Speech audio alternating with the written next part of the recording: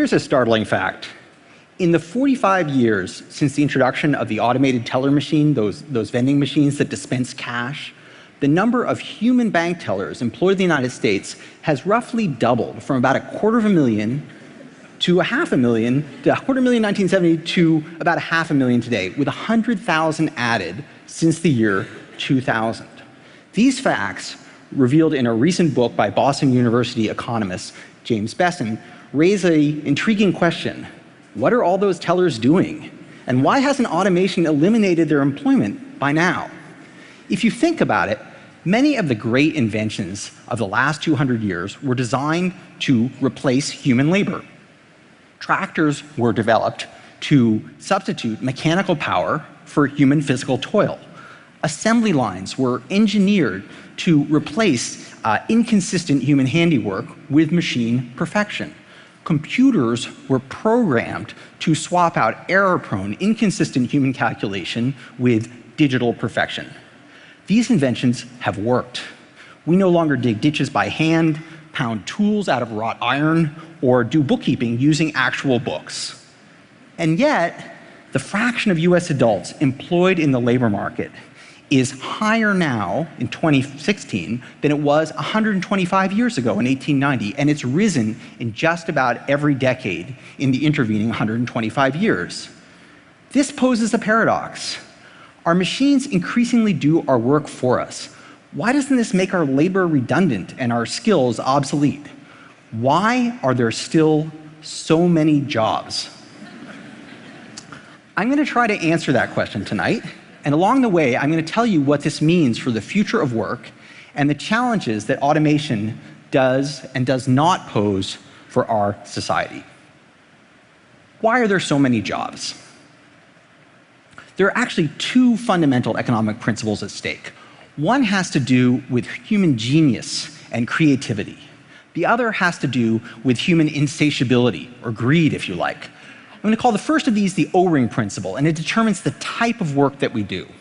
The second principle is the never get enough principle, and it determines how many jobs there actually are. Let's start with the O-ring. ATMs, automated teller machines, had two countervailing effects on bank teller employment. As you'd expect, they replaced a lot of teller tasks. The number of tellers per branch fell by about a third. But banks quickly discovered it also was cheaper to open new branches, and the number of bank branches increased by about 40% in the same time period. The net result was more branches and more tellers. But those tellers were doing somewhat different work. As their routine cash handling tasks receded, they became less like checkout clerks and more like salespeople, forging relationships with customers, solving problems, and introducing them to new products like credit cards, loans, and investments. More tellers doing a more cognitively demanding job. There's a general principle here. Most of the work that we do requires a multiplicity of skills. And brains and brawn, technical expertise and intuitive mastery, perspiration and inspiration, in the words of Thomas Edison. In general, automating some subset of those tasks doesn't make the other ones unnecessary. In fact, it makes them more important. It increases their economic value. Let me give you a stark example. In 1986, the Space Shuttle Challenger exploded and crashed back down to Earth less than 2 minutes after takeoff. The cause of that crash, it turned out, was an inexpensive rubber O-ring in the booster rocket that had frozen on the launch pad the night before and failed catastrophically moments after takeoff. In this multi-billion-dollar enterprise, that simple rubber O-ring made the difference between mission success and the calamitous death of 7 astronauts. An ingenious metaphor for this tragic setting is the O-ring production function named by Harvard economist Michael Kramer after the Challenger disaster. The O-ring production function conceives of work as a series of interlocking steps, links in a chain. Every one of those links must hold for the mission to succeed. If any of them fails, the mission or the product or the service comes crashing down. This precarious situation has a surprisingly positive implication. which is that improvements in the reliability of any one link in the chain increases the value of improving any of the other links. Concretely, if most of the links are brittle and prone to breakage, the fact that your link is not that reliable, it's not that important. Probably something else will break anyway. But as all the other links become robust and reliable, the importance of your link becomes more essential. In the limit, everything depends upon it. The reason the O-ring was critical to Space Shuttle Challenger is because everything else worked perfectly. If the Challenger were kind of the space era equivalent of Microsoft Windows 2000, the reliability of the O-ring wouldn't have mattered because the machine would have crashed. Here's the broader point. In much of the work that we do, we are the O-rings. Yes, ATMs could do certain cash handling tasks faster and better than tellers. But that didn't make tellers superfluous. It increased the importance of their problem-solving skills and their relationships with customers. The same principle applies if we're building a building, if we're diagnosing and caring for a patient, or if we are teaching a class to a room full of high schoolers. As our tools improve, technology magnifies our leverage and increases the importance of our expertise and our judgment and our creativity. And that brings me to the second principle. Never get enough. You may be thinking, okay, O-ring, got it. That says the jobs that people do will be important. They can't be done by machines, but they still need to be done. But that doesn't tell me how many jobs there'll need to be. If you think about it, isn't it kind of self-evident that once we get sufficiently productive of something, we basically worked our way out of a job? In 1900, 40% of all US employment was on farms. Today, it's less than 2%. Why are there so few farmers today? It's not because we're eating less. A century of productivity growth in farming means that now a couple of million farmers can feed a nation of 320 million. That's amazing progress, but it also means there are only so many O-ring jobs left in farming. So clearly, technology can eliminate jobs. Farming is only one example. There are many others like it. But what's true about a single product or service or industry has never been true about the economy as a whole. Many of the industries in which we now work, health and medicine, finance and insurance, electronics and computing, were tiny or barely existed a century ago. Many of the products that we spend a lot of our money on, air conditioners, sport utility vehicles, computers and mobile devices, were unattainably expensive or just hadn't been invented a century ago. As automation frees our time and increases the scope of what is possible, we invent new products, new ideas, new services that command our attention, occupy our time, and spur consumption. You may think some of these things are frivolous. Extreme yoga, adventure tourism, Pokemon Go, and I might agree with you. But people desire these things and they're willing to work hard for them. The average worker in 2015 wanting to attain the average living standard in 1915 could do so by working just 17 weeks a year, 1/3 of the time. But most people don't choose to do that. They are willing to work hard to harvest the technological bounty that is available to them. Material abundance has never eliminated perceived scarcity. In the words of economist Thorstein Veblen, invention is the mother of necessity. Now, so if you accept these two principles, the O-ring principle and the never get enough principle, then you agree with me. There will be jobs. Does that mean there's nothing to worry about? Automation and employment, robots and jobs, it'll all take care of itself? No. That is not my argument. Automation creates wealth by allowing us to do more work in less time. There's no economic law that says that we will use that wealth well, and that is worth worrying about. Consider two countries, Norway and Saudi Arabia, both oil-rich nations. It's like they have money spurting out of a hole in the ground. But they haven't used that wealth equally well to foster human prosperity, human prospering.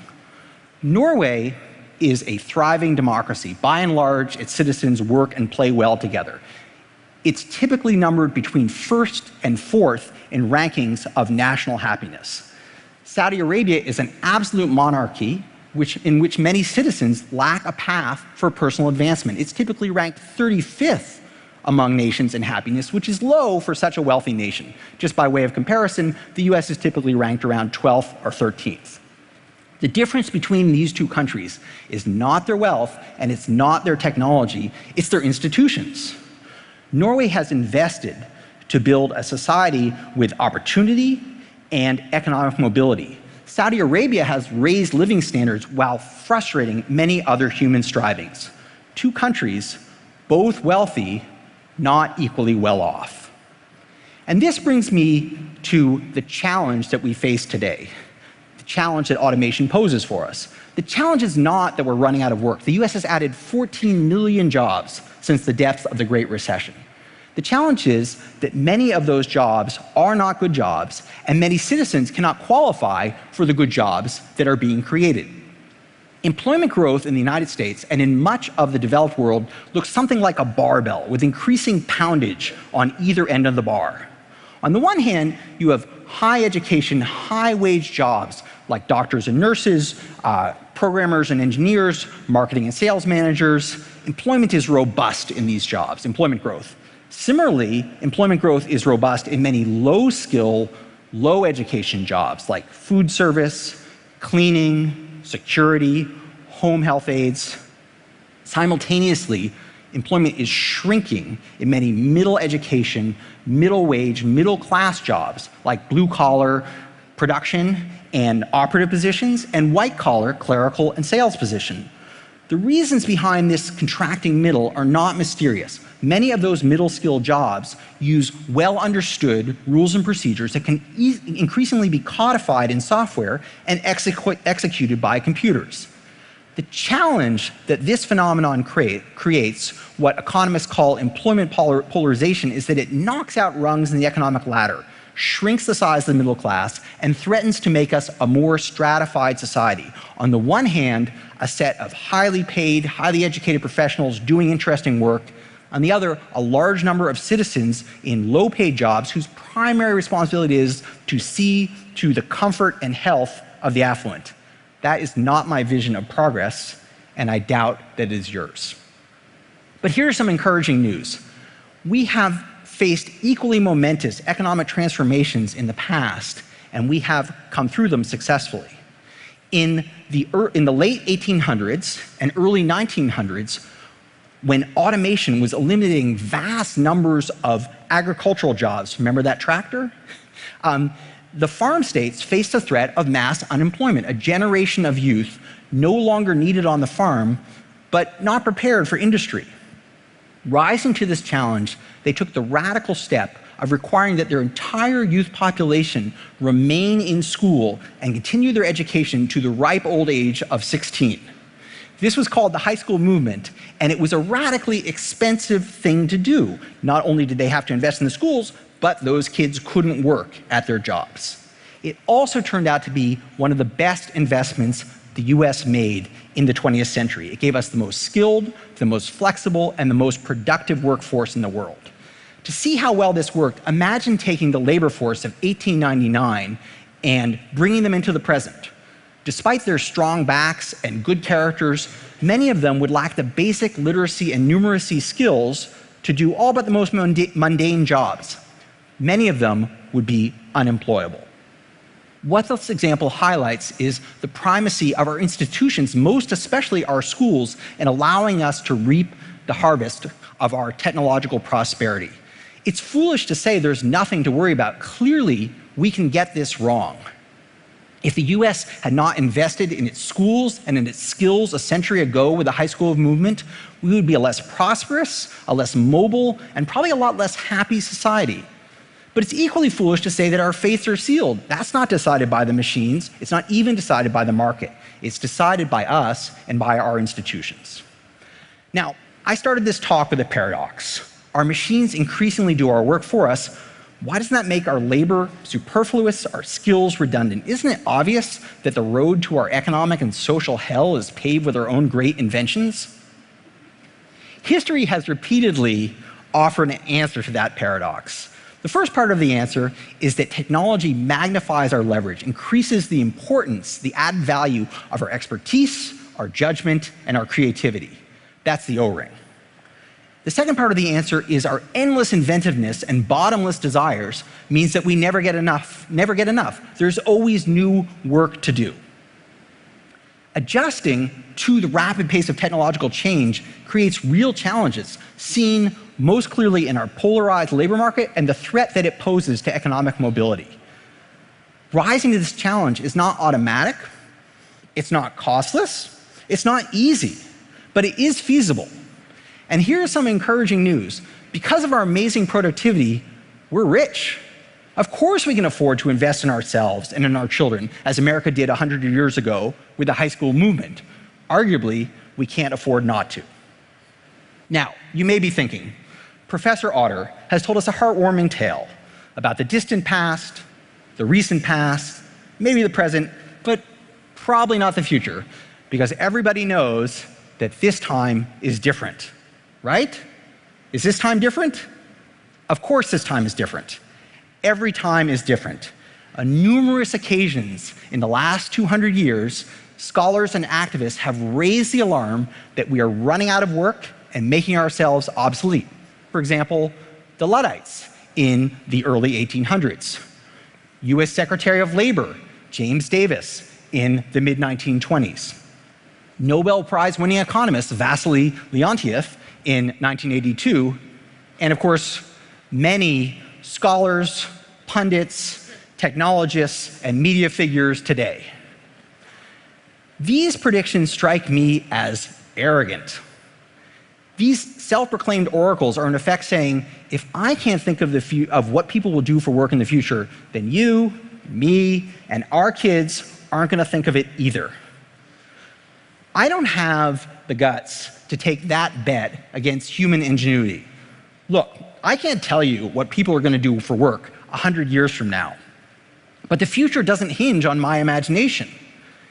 If I were a farmer in Iowa in the year 1900, an economist from the 21st century teleported down to my field and said, hey, guess what, Farmer Autor? In the next 100 years, agricultural employment is going to fall from 40% of all jobs to 2% purely due to rising productivity. What do you think the other 38% of workers are going to do? I would not have said, oh, we got this. They'll do app development, radiological medicine, yoga instruction, Bitmoji. I wouldn't have had a clue. But I hope I would have had the wisdom to say, wow, a 95% reduction in farm employment with no shortage of food. That's an amazing amount of progress. I hope that humanity finds something remarkable to do with all of that prosperity. And by and large, I would say that it has. Thank you very much.